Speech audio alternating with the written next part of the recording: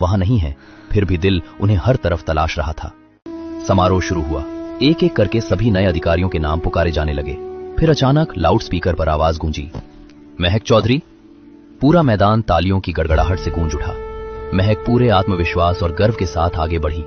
मुख्य अतिथि ने उसके सीने पर प्रतिष्ठित मेडल लगाया। ट्रेनिंग डायरेक्टर ने मुस्कुराकर उसकी तरफ देखा। उस पल महक की आंखों से आंसू निकल पड़े। उसने मन ही मन आसमान की तरफ देखा और मुस्कुराते हुए कहा, मां, देखो, मैं सफल हो गई, आपका सपना पूरा हो गया। कुछ महीनों बाद महक की पहली पोस्टिंग एक बेहद पिछड़े और गरीब जिले में असिस्टेंट कलेक्टर के रूप में हुई।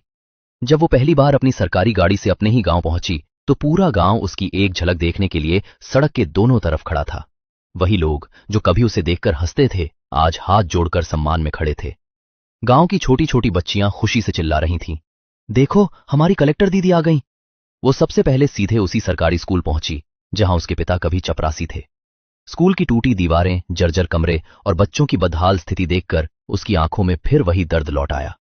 उसी समय उसने वहां मौजूद अधिकारियों को सख्त निर्देश दिए कि इस स्कूल की पूरी व्यवस्था 1 महीने के अंदर बदलनी चाहिए। यहां पढ़ने वाले हर बच्चे को आधुनिक शिक्षा और बेहतर सुविधाएं मिलनी चाहिए। यहीं से पूरे जिले में बदलाव की शुरुआत हुई। नए स्कूल बने, सरकारी अस्पतालों की व्यवस्था सुधरी, गरीब बच्चों के लिए विशेष स्कॉलरशिप शुरू की गई ताकि पैसों की कमी किसी भी बच्चे के सपनों को कभी न रोक सके।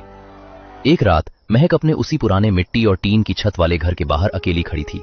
चारों तरफ गहरी खामोशी थी। ठंडी हवा धीरे धीरे बह रही थी।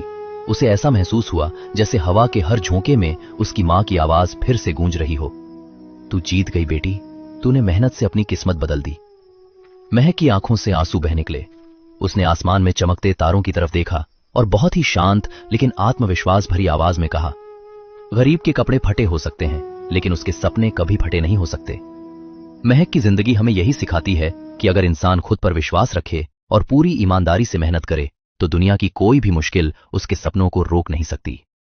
अगर आपको यह पूरी सीरीज पसंद आई हो तो कमेंट करके जरूर बताइए और अगली सीरीज आप किस विषय पर देखना चाहते हैं अपनी राय भी जरूर साझा कीजिए।